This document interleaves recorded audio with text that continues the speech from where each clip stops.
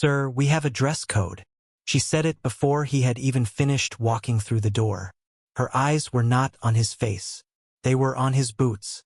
Brown leather, cracked at the toe, scuffed along both heels. Work boots, the kind that have been resoled twice and still show up every morning. His daughter stood beside him, 7 years old. Clean white shirt tucked into a denim skirt. Hair pulled into 2 neat braids.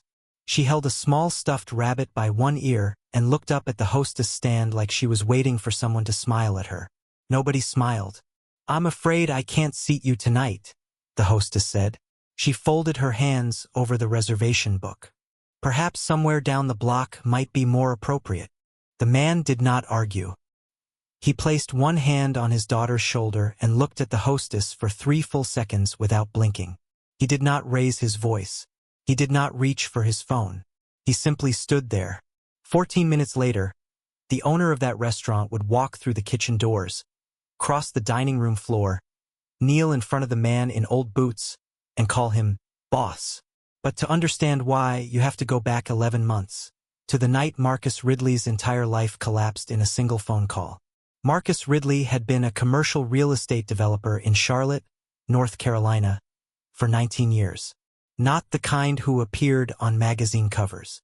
The kind who bought distressed properties in neighborhoods most investors avoided, renovated them with local contractors, and held them. He owned 11 buildings by the time he was 41. 3 mixed-use retail spaces on Central Avenue, a boutique hotel near Noda, 2 office buildings in South End, a strip of storefronts near Plaza Midwood that he had purchased in 2016 for $1.4 million and that were now assessed at over $9 million. His wife, Denise, had handled the books. She was a CPA with a quiet precision that made the entire operation run. She kept every receipt, filed every quarterly, managed every tenant relationship with patients Marcus did not have. On a Tuesday night in March, she called Marcus from her car. She was driving back from a client meeting in Gastonia. It was raining. The roads were slick. She told him Lily had left her math folder at the kitchen table. She asked him to put it in her backpack for the morning. She never made it home. The state trooper arrived at his door at 11:47 p.m. Marcus was sitting on the couch with Lily asleep against his arm, the math folder tucked inside her pink backpack on the floor beside them. After the funeral, Marcus did not sell a single property. He did not hire a replacement for Denise. He simply stopped appearing. He transferred daily operations to his property manager, a man named Vincent Okafor, and told him to run everything through the holding company, Ridley Capital Group, without ever using Marcus's name publicly. He stepped back from every meeting, every investor call, every tenant negotiation. He wore suits less than not at all. His wardrobe shrank to what was clean, what was comfortable, and what Lily did not mind seeing him in when she woke up in the morning. He drove a 2011 Ford F-150 with 187,000 miles on it. He kept it because Denise had once told him it was the most honest truck she had ever seen. He could not bring himself to trade it. Every morning, Marcus woke at 5:40. He made Lily's lunch, turkey and cheese, no crust, apple slices, 1 Oreo, and had it packed by 6:15. He walked her to Shamrock Gardens Elementary by 7:10. Then he came home, sat at Denise's old desk in the second bedroom, reviewed property reports Vincent had sent overnight, approved or denied maintenance requests, and managed an $18 million portfolio from a chair that still smelled like her perfume. Nobody at Lily's school knew who he was. The other parents saw a quiet man in work boots and a canvas jacket. He never volunteered his occupation. When the PDA form asked for employer, he wrote self-employed and left it at that. He had $4.2 million in a trust for Lily, another $2.8 million in liquid assets across 2 accounts at First Horizon Bank. His net worth, including real estate holdings and the holding company, was north of $22 million. But if you passed him on the sidewalk, you would see a tired single dad in old boots carrying a pink backpack that was not his. Lily understood loss the way a 7-year-old understands weather. She did not always know why things felt heavy, but she could feel when the air had changed. She stopped asking where Mommy was. She started asking if Daddy was okay. She would press her face against his arm at night and say, "You smell like outside," which meant he had been sitting on the porch again, staring at the driveway where Denise used to park. Marcus had one indulgence left. Every Friday evening he took Lily to dinner. Not fast food. A real restaurant. Cloth napkins. A menu she could practice reading out loud. It was the one tradition Denise had started that he refused to let go. For months, they had gone to a small Italian place on East Boulevard. But it had closed in January. So Marcus started looking for somewhere new. That was how he found Linden and Esh. It was a farm-to-table restaurant on a quiet block in South End. Upscale but not pretentious, or so the website suggested. The menu was seasonal. The reviews mentioned excellent service. Marcus liked that it was in one of his own buildings. Not the restaurant itself, but the building it occupied.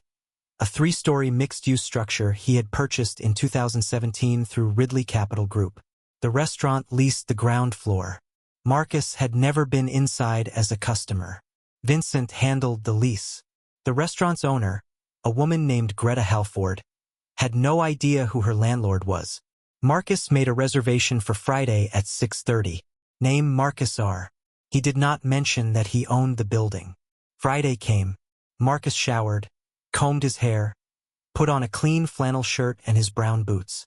Lily wore the white shirt and denim skirt she had picked out herself. She carried her rabbit, the one Denise had given her on her 5th birthday. They arrived at 6:25. The restaurant was warm. Low lighting. Edison bulbs above a polished wood bar. The hostess, a woman in her late 20s with a pressed black blouse and a smile that vanished the instant she saw Marcus's boots, stood behind a narrow podium near the front door. "Good evening," Marcus said. "Reservation for 2. Marcus, sir." The hostess glanced at the book, then at Marcus, then at his boots again. Her lips pressed together. "I'm sorry, sir. Do you have confirmation? I booked online Wednesday." She turned the book slightly away from him. "I'm not seeing it. And I should mention we do have a dress code." Marcus looked down at himself. Clean shirt, clean jeans, boots, Lily's hand in his. What part doesn't meet the code? The hostess leaned forward, lowering her voice. "Sir, we ask that guests wear appropriate footwear. Business casual at minimum. I'm afraid those," she gestured toward his boots, "don't qualify." Lily looked up at Marcus. She did not say anything. She just squeezed his hand. A couple near the bar turned to watch. The woman whispered something to the man beside her. He glanced at Marcus and looked away. Marcus did not raise his voice. "We'll wait if there's a table. My daughter's been looking forward to this all week." "I understand, sir. But I can't seat you like this. Perhaps somewhere down the block might be more appropriate."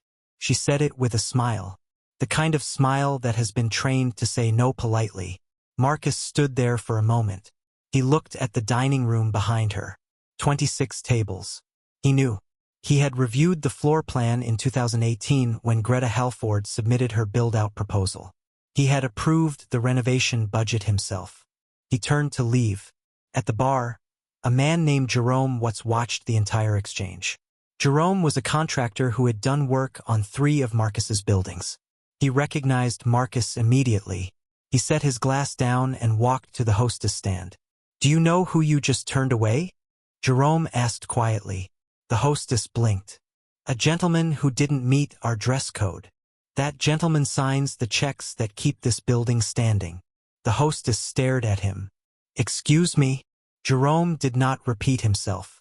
He pulled out his phone and made one call. In the kitchen, Greta Halford was plating a tasting menu for a food critic seated at table 12. Her phone vibrated on the counter. She ignored it. It vibrated again. She picked it up. "Greta, it's Jerome. I'm at your bar. Your hostess just refused to seat Marcus Ridley." Greta's hand stopped moving. The spoon hovered over the plate. "Marcus Ridley?" "He was here with his daughter. She told him his boots didn't meet the dress code. She told him to try somewhere down the block." Greta set the spoon down. She looked at the wall behind her station, where the framed lease agreement hung. The lease she had signed 4 years ago. The lease that listed the landlord as Ridley Capital Group. "Is he still here?" He just walked out. Greta untied her apron. She moved through the kitchen without speaking to anyone. She pushed through the swinging door into the dining room and walked directly to the hostess stand. Megan. The hostess turned. Yes, chef. The man you just turned away. Describe him. Flannel shirt. Work boots. Had a little girl with him. Did he give a name? Marcus R. Greta closed her eyes. When she opened them, her jaw was tight. That man owns this building. He owns the walls you're standing between. He approved the renovation that built this restaurant. His holding company is the reason you have a job. Megan's face went white. Her hand drifted to the reservation book. He looked like. Like what? Megan did not finish the sentence. Greta turned and walked toward the front door. She pushed it open and stepped into the evening air. Marcus was halfway down the block. Lily walked beside him, still holding her rabbit. She had not said a word since they left. She was looking at the sidewalk, counting the cracks the way she always did when she was trying not to ask a question she already knew the answer to. Mr. Ridley. Marcus stopped. He turned slowly. Greta stood under the awning of her restaurant, one hand on the door frame, the other at her side. Mr. Ridley, I'm Greta Halford. I own Linden and Ash. I need to speak with you. Marcus studied her for a moment. I know who you are. Then you know I would never have allowed what just happened. And yet it happened. Greta took 2 steps toward him. Please, come back inside. Let me seat you myself. Marcus looked down at Lily. She was watching Greta with the careful expression of a child who has learned that adults don't always say what they mean. Daddy, are we going in?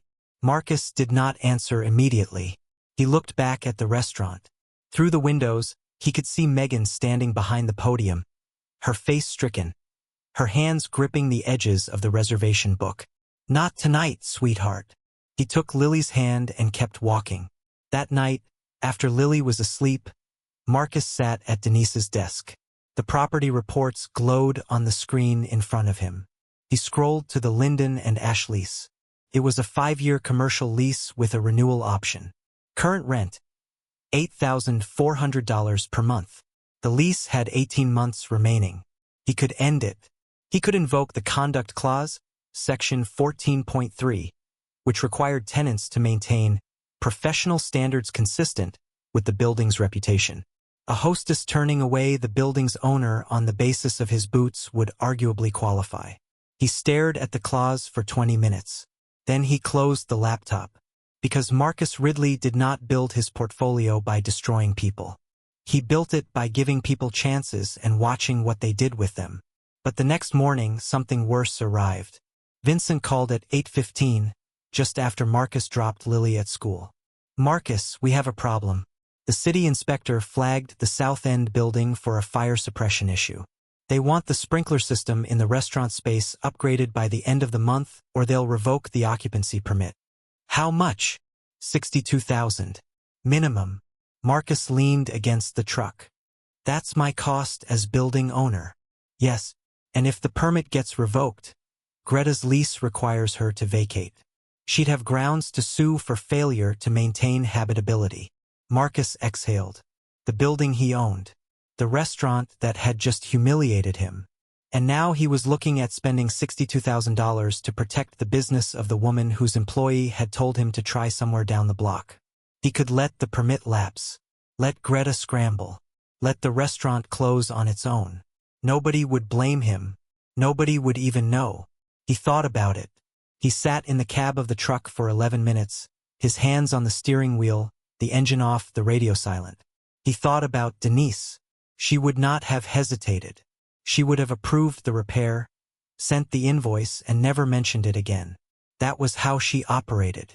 Quiet integrity. No scoreboard. He called Vincent back. Approve the repair. Get the crew scheduled this week. Don't tell Greta who's paying for it. Marcus.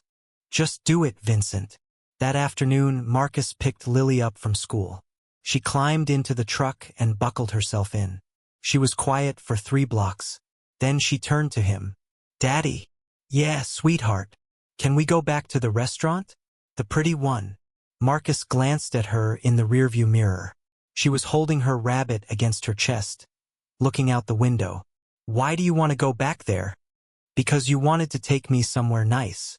And we didn't get to stay. She said it simply. No acquiescen. No sadness performed for his benefit. Just a fact. They had gone somewhere, and they had not gotten to stay, and she wanted to finish what they started. Marcus's hands tightened on the wheel.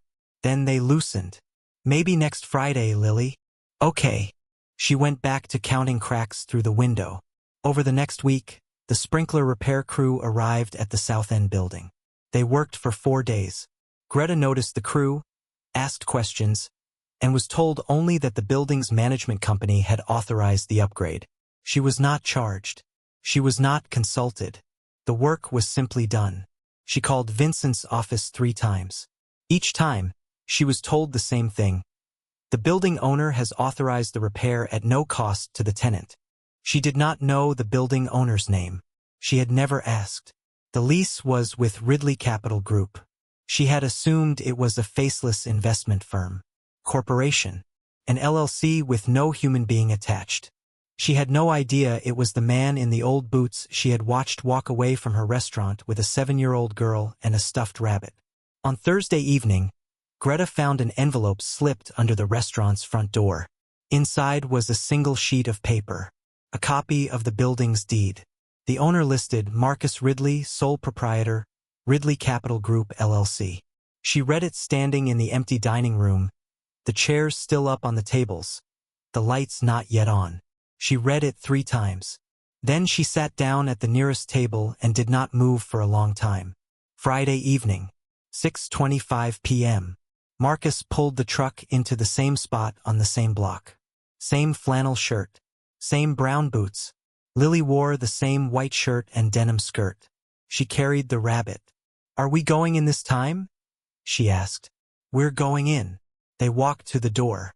Marcus reached for the handle. The door opened before he could touch it. Greta Halford stood in the doorway. She was not wearing her chef's coat. She wore a simple black dress. Her hair was down. Her hands were clasped in front of her. Behind her, every staff member in the restaurant was standing. Megan was at the hostess stand, her face drawn tight, her eyes red and rimmed from a week of not sleeping. The bartender. The line cooks who had come out of the kitchen still wearing their aprons. 2 servers who had paused mid-setup with napkins folded halfway in their hands. They were all looking at Marcus. Greta took 1 step forward onto the threshold of her own restaurant. Then she did something no one in that room expected. She knelt, right there on the polished concrete floor at the entrance of her own business. 1 knee down, her black dress pooling around her. She looked up at Marcus, and her voice was steady but stripped of every pretense she had ever used in her life. Boss. The word landed in the room like a stone dropped into still water. Every server stopped breathing. The bartender set down the glass he was polishing. Megan's hand flew to her mouth. Even the food critic at table 12, who had no idea what was happening, turned to look. Because Greta Halford did not call him Sir.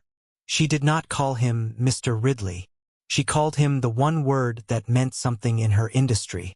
The word a chef uses for the person who signs the checks. The person who owns the walls. The person who holds the future of every plate that leaves her kitchen. Boss. Boss, she said again, more quietly, just to him. I owe you more than an apology. You own this building. You paid $62,000 to fix the sprinkler system that kept my doors open this week. You did that after my staff turned you away because of what you were wearing. You did it without telling me. You did it knowing I would never have known. She took a breath. I am asking you, not as a tenant, but as someone who was wrong, to please come inside and let me serve you dinner. Lily looked up at her father, then at Greta on her knee, then at the rabbit in her hand, as if checking whether the rabbit thought this was okay. Marcus looked down at Greta for a long moment. He reached out and offered his hand. Greta took it and stood. You don't have to kneel, he said quietly. I wanted you to know I meant it. He nodded once. They walked inside. Megan was still at the hostess stand. Her hands were trembling so badly she had to grip the edges of the podium to keep them still. She had heard the word boss. She had watched her own employer, the woman she answered to every single day, kneel for the man she had told to try somewhere down the block. She was not just a hostess who had been rude to a customer. She was a hostess who had been rude to the man her own boss called boss. Greta led Marcus and Lily to the best table in the house. Table 4, corner window, the one she usually reserved for food critics and investors. She pulled out Lily's chair first, then Marcus's. The dining room was quiet. The staff who were present had stopped what they were doing. Jerome stood at the end of the bar, his arms folded, watching with a look that said he had been waiting for this moment all week.